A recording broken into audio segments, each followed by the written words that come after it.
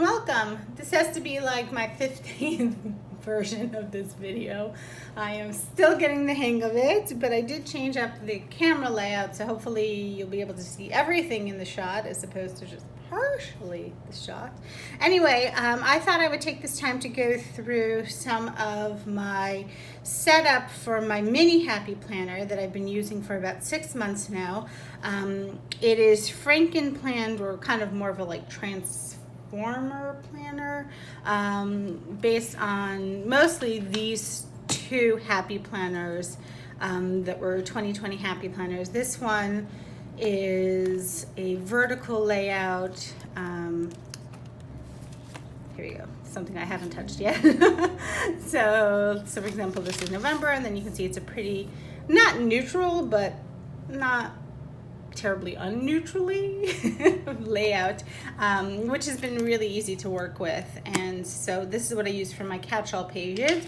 And then this, which says new year, new feels, new chances, same dreams, fresh starts, which sounds all very nice, except that it's 6 months in, so new year feels a little weird. But it is a wellness planner, and the pages are a little bit different. So I have marked them up a bit, but basically the sections are one, then a bigger section, then a smaller section, then this large grid section. And I use it for my budget journal.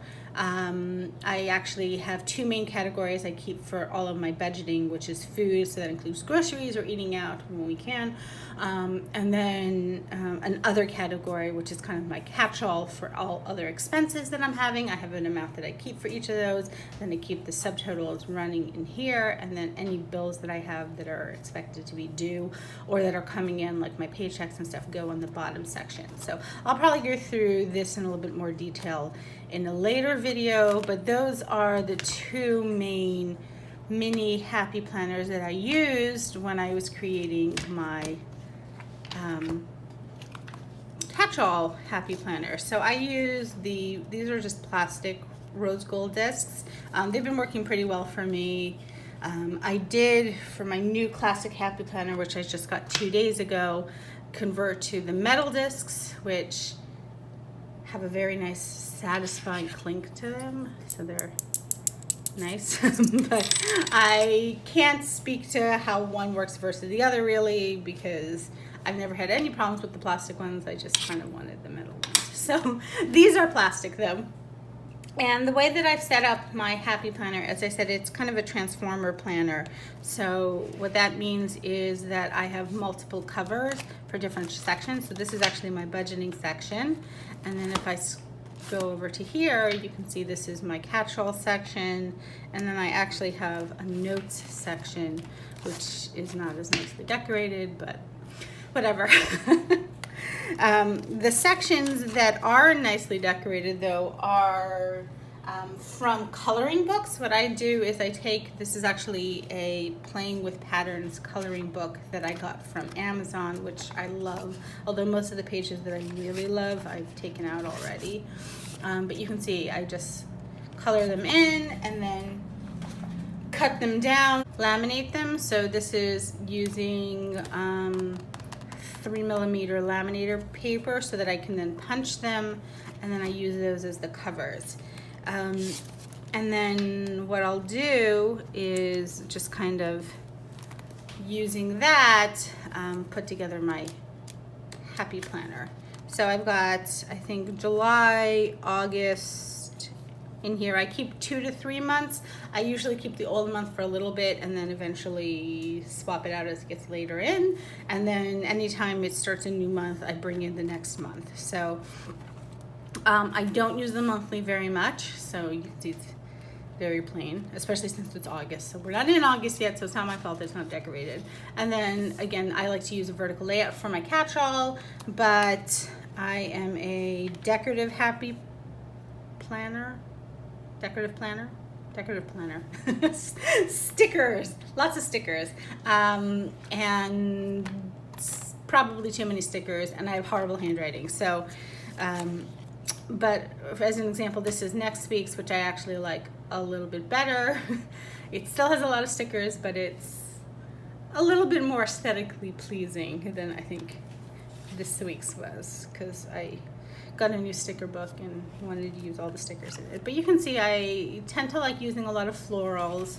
That's all I've got in. So I also do a lot of these like little dashboards. So here's one that I just made, which is a little fun. It is a shopping list. So I have like different stores that I tend to go to, and then meal planning on the back. And once you laminate a piece of paper, you can use wet erase markers on them. Don't use dry erase because then it'll just smear and get on everything. But I like to use this Expo Vis-a-Vis wet erase markers, and using them you can write in your planner, I don't know, meatloaf. And then you have to, ooh, you can see my horrible handwriting. You have to give it a little time to dry, but once it's dry, it will not budge until you actually put water on it. So that's a nice thing. And what I like about this as a two-sided page is you can write in it all your different meals. And I usually only just do suppers. My lunches are pretty much grab and go, and breakfast is breakfast. So I'll write these in, and then based on what I'm trying to make, I can kind of make my shopping list. And then this is so easy to just take with you when you're going to the supermarket. That is just fantastic. And just to show you, it should be not completely dry yet. And of course I got it all over my finger. And then when you're ready to erase it, you just kind of use some water, which I used spit because I'm disgusting. There we go. And let's just clean that off. All right. You can see I've done a lot of them. So this is like coming and going, packing list, things like that. This is weekly class tasks that I'm trying to do. I had a morning journal, and I just kind of converted it to this. So I do things like that all the time, just making little bookmarks.